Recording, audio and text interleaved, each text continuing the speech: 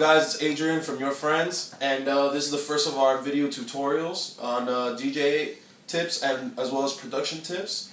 So today we're going to go over a basic question that we see all over the internet, is how to make your track loud. And by loud, we're probably referring to the master channels, although you can do things on the mix as well to make your track seem loud, but most of the questions out there deal with mastering. So we're going to address the question and have a little bit of fun. So let's do it. Okay, so here I've loaded up a song that, a remix actually that we did. And it's up on our SoundCloud for free download. It's Calvin Harris, An Example, Will Be Coming Back. So, song's already done. I've taken pretty much everything off the master channel just to start out fresh so you guys can see what would be needed, you know. So let's start off and see how it sounds. We took it all apart, but I'm wishing I'd stay in the back room. Something I heard you say. That's pretty good. We didn't want to call it too early. So I'm gonna fast forward a Now little it bit. seems a wonder if I know you out of our minds. Sad to leave it all behind. We'll be coming back, back, back, back, back, back.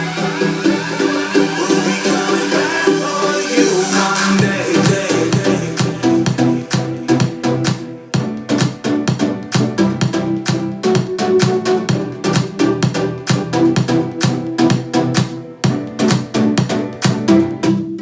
Alright, that sounds pretty good. So right now I have nothing on the master channel. So the first thing we want to, and by the way, this changes for everyone, you know. There's no set way.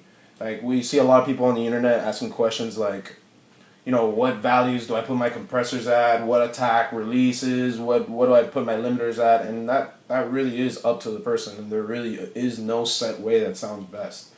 So you're going to have to just go by a couple set of principles, but, you know, do your own thing. So first thing we're going to do is put a limiter on our master. And we're going to put a limiter because we don't want our song going over 0 dB. So I'm going to use a waves limiter.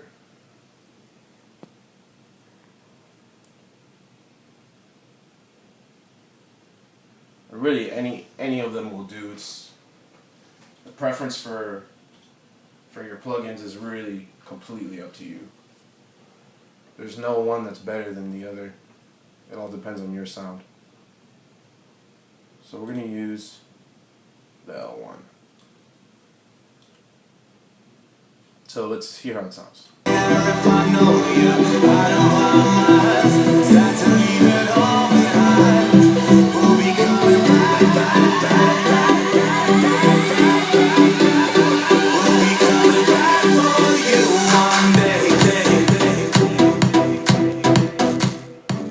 So real quick, we can see that right here on the attenuation is showing actually what's being limited.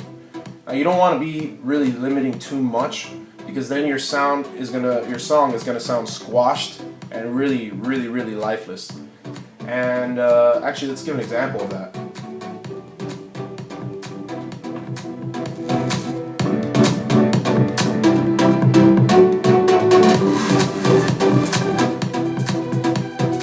It makes it sound louder, but it really kills all the dynamics as well as mostly the bass of the song.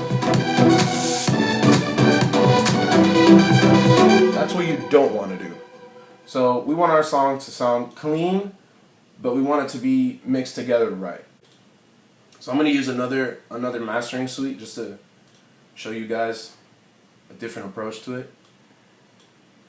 So this is the T-Rax. So I'm going to put the limiter, brick wall limiter. My attack and release times. Personally, I like to have a fast attack. A fast release, I'm sorry. As well as a fast attack. Just see how that sounds.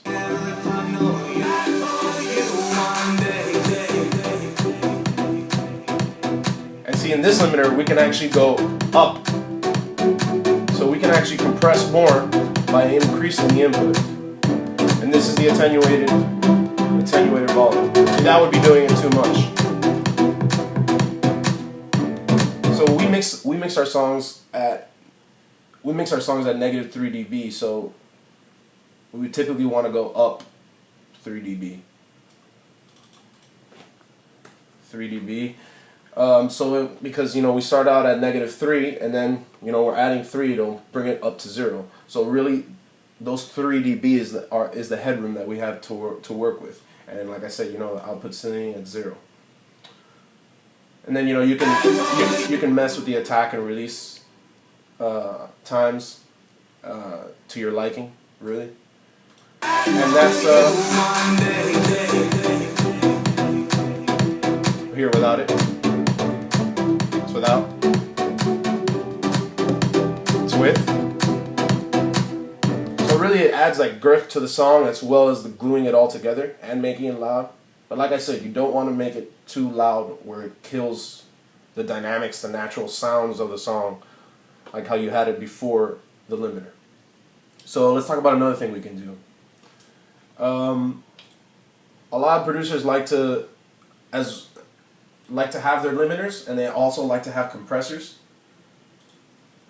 So I'm gonna open up a compressor here. I'll choose the Oxford Dynamic. It's a really good compressor. We use it sometimes. So now I'm adding a limiter is a type of compressor, but it's not really truly a compressor because you're not really messing with the ratios of how much compression is going on. Whereas here, you really are. But all the other dials are pretty much still there. So now we're dealing with 2 compressors on our master. So we need to be careful. As yes, it'll give us more options to mold the sound, but at the same time now we have to really be careful to make sure that we're not overdoing it. So maybe we don't want to, go up 3 dB anymore on our limiter. Maybe we want to go just 1.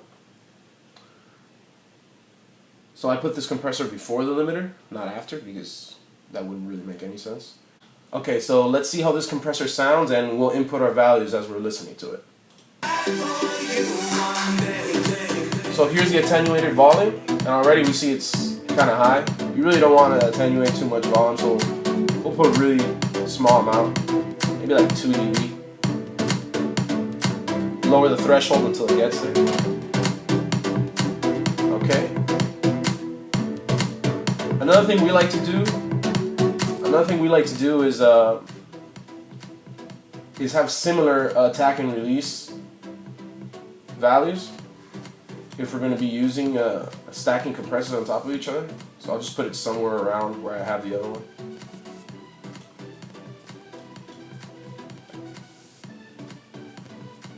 Put this back to 2 dB.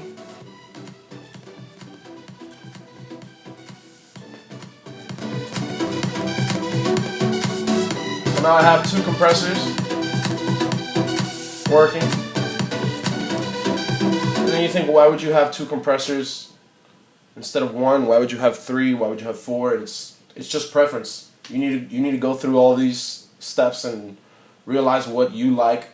Some people put 4 compressors in their master chain. Some people have none. Some people only have a limiter. It all depends on what you like.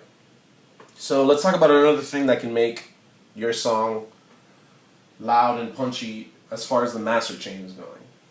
And it's actually one that a lot of people overlook, and it's EQing. The reason that EQing, and by EQing I mean cutting on the EQ, really not so much adding gain, because you really don't want to add too much gain on your master channel from an EQ, because it might introduce some unwanted distortion and harmonics that you wouldn't want. And you would think, like, how is taking out volume going to make my track louder? Well, the reason it is because you're going to take out these frequencies that really aren't accentuating your sounds in your song, and they're really just mudding them up. So when you take them out, you'll really be able to hear your synths, your bass, your drums, and so on and so forth. And just to start off, something that is like a very generic way of EQing your master is rolling off the lows as well as the highs. And for us, we like to, on our songs, we like to, let's put a low cut here. We like to do it at around 30 dB. 30 hertz, I'm sorry. And about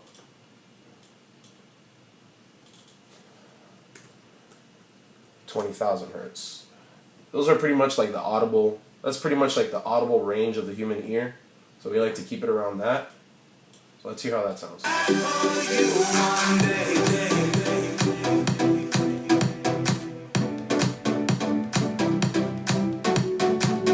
And I'll take it off.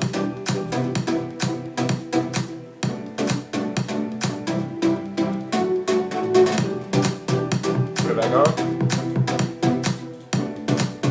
It's louder. It's more audible to the ear, and it just sounds cleaner. Really, you're taking off. If you see it playing here, you're taking off pretty much all of this area. So we have like a nice slope down, and we have a nice slope here on the highs as well, going down. So it's, you know, naturally being EQ'd out. You don't want to have like a really steep slope, because that would really sound unnatural. Even here. And like I said, adding gain just adds a little bit of distortion, which you don't really want. If you want to add distortion, the master channel is not the place to do it. If you want to add distortion, probably in the mix, in the actual tracks is the way. I mean, you could do whatever you feel is right, but usually adding any type of distortion on the master just muds up the mix more than anything. Okay, so today we went over a couple tips on our master channel, on things we can do to make our tracks a little louder, a little punchier. We went over how to use the limiter, compression, some simple compression, and EQing. There's other techniques you can use as well, which we won't go over. Like you can use some mastering reverb. Some people like to put like a very small amount of reverb just to blend in some sounds. Some people like to do some stereo effects, like dividing stereo and mono sounds on the master. There's really a bunch of things that you can do. But as far as what we went over, we did the limiter, the compressor, and the EQing. So those are three things that you can do on your master channel that will hopefully make your songs sound a little more aggressive and punchier. So go out and try it, and let us know if it worked out for you guys. We'll be coming back.